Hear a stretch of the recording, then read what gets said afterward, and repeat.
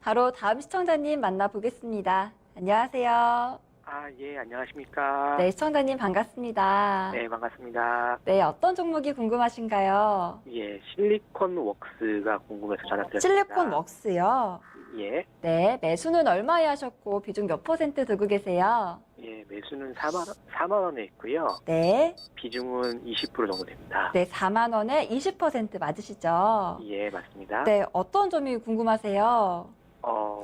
원래 반도체 관련 주가 좀 계속 성장한다라고 들었는데, 네, 지금은 조금 하향 추세로 좀 빠지는 것 같은 느낌이기도 하고요. 네, 또 미국하고 중국하고 무역전쟁 때문에 네. 무역전쟁 때문에 조금 그 영향을 미칠 수 있을 것 같다는 얘기를 들었는데 이게 계속 갖고 가야 되는 건지 아니면 물타기를 좀 해서 더 매수를 해야 되는 건지 기회 요인인지에 대한 부분이 좀 궁금해서요. 네. 얘기를 들어보니까 공부도 많이 해보시고 또 찾아보신 것 같은데 이번 종목은 이광무 전문가께서 속 시원하게 알려드리겠습니다. 네, 감사합니다. 네, 전문가님. 네, 안녕하세요, 시청자님. 네, 안녕하십니까. 네, 반갑습니다. 네, 반갑습니다. 실리콘 웍스가 반도체 기업은 맞아요. 예. 그래서 반도체 업황이 좋을 때 수혜가 된 것도 맞고요. 근데 이제는 이제 반도체 뭐 공급광 얘기다. 또 이제 변화되는 이제 시장에서 평가가 지금 계속 분분하게 나오고 있잖아요. 네. 이런 시점에서 주가 상승률이 조금 멈췄다가 최근에 빠지게 된 계기는요. 이 똑같은 반도체지만은 실리콘 웍스는 반도체에 대한 색깔보다는 디스플레이 쪽으로 많이 보시게 되거든요. 네. 디스플레이를 만드는데 또 디스플레이 쪽에 연결된 반도체를 만드는 회사이기 때문에 디스플레이 성장에 따라서 움직이는 종목이다라고 보시면 좋을 것 같아요. 네. 네. 그리고 디스플레이는 어디 쪽으로 많이 들어가냐면은 LG 쪽으로 많이 들어가는데요. 네. 디스플레이 뭐 쉽게 생각해 보면 TV를 생각해 보겠습니다. LG 전자 TV가 판매가 잘 돼야 또 네. 기술을 발전시켜야 LG 디스플레이 거를 쓸 거고 LG 디스플레이 쪽 공급하는 실리콘 웍스가 이렇게 줄줄이 올라가겠죠. 예. 그래서 일단 실적을 가장 밀접하게 보는 것은 LG 디스플레이 쪽의 이 추가 성장세인데 LG 디스플레이가 최근에 실적 잠정 이제 예상치를 보게 되면은 전년 대비해서 실적이 좀 감소될 것이다. 감소될 요인은 LCD에 대한 패널이 많이 다운됐다라는 얘기인데요.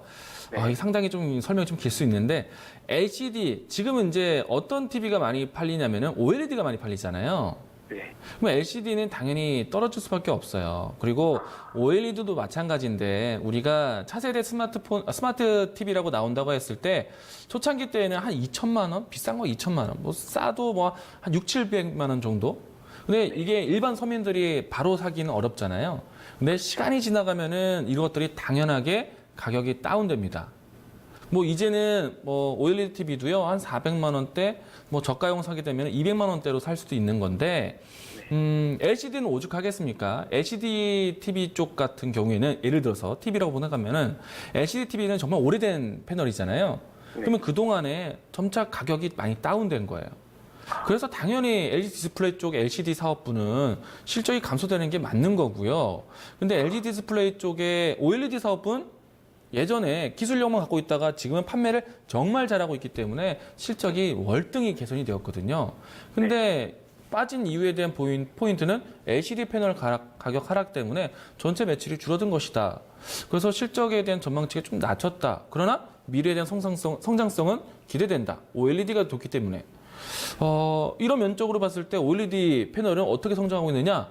OLED TV가요, 요즘에 많이 팔렸어요. 특히 작년부터 많이 팔리기 시작을 했고, OLED TV는 생각해보면은 내년까지는 더 잘 팔릴 것 같아요. 근데 그 이후부터는 당연히 또 OLED TV도 가격 다운 되겠죠? 차세대 다음 TV가 있기 때문에.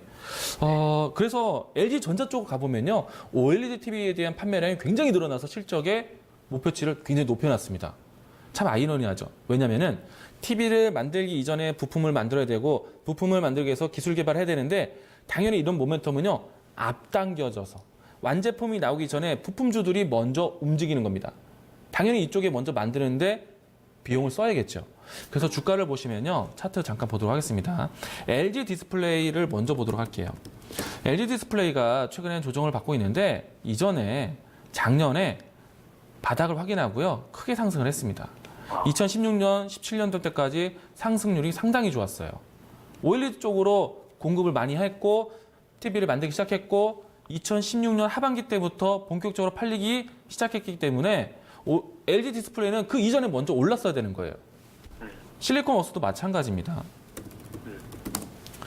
주가 상승률이 비슷하죠. 2016년 하반기 때 찍고 난 다음에 17년도 때까지 꾸준하게 상승을 했는데 그런 이유라고 보시면 될 것 같아요. 그럼 OLED TV는 언제까지 잘 팔아야 되느냐? 저는 내년이라고 생각합니다. 올해와 내년까지가 딱 생명주기 끝이다. 그래서 LG전자를 종목 상담했을 때 OLED 판매에 대한 부분들이 실적으로 많이 잡혀서 뭐 스마트폰 실적보다는 더 감싸줄 실적으로 해서 주가 상승은 좋을 건데 OLED TV 판매는 내년에 끝내야 된다. 지금 팔 수 있을 때 열심히 팔아야 된다라고 얘기를 드리고 있는데 자 실리콘워스도 마찬가지 모멘텀이 나올 것 같아요. 사실 이날 빠진 날짜의 뉴스를 보시면요. 목표가를 높이는 기관의 리포트가 나왔는데 주가는 때렸어요. 참 개인 투자자로서는 상당히 답답한데 이유는 똑같습니다. LG 디스플레이 빠진 이유가 똑같아요. 근데 반등에 대한 여진이 있어요. LCD에 대한 핑계가 아니라 OLED에 대한 부분을 봐야 되기 때문에 저는 OLED에 대한 생명력은 아직까지 더 있다고 봅니다. 반등에 대한 여진이 있어서 저는 지금 손절은 하지 말자라는 의견인데 일단 이 부분들이 올라와도 이 주가에 실망 매물들이 많이 쌓였기 때문에 차트적으로 봤을 때는 어느 제한선에서는 그냥 털고 나왔으면 좋겠어요. 차후에 다시 재평가됐을 때 들어가는 게 낫지 않을까. 저는 차라리 OLED 쪽에 TV 쪽이 아니라 스마트폰 쪽으로 들어가는 부품주를 다시 보면 좋지 않을까. 그 설명은 나중에 또 드리도록 할게요. 그래서 차트적으로 보면은 43,000원대까지 기다려 보시고요. 지금은 손절 의미가 없습니다. 예. 비중은 더 늘리지 마세요. 예. 설명 이해되셨나요? 네, 이해됐습니다. 네, 여기까지 하겠습니다. 예, 고맙습니다. 네.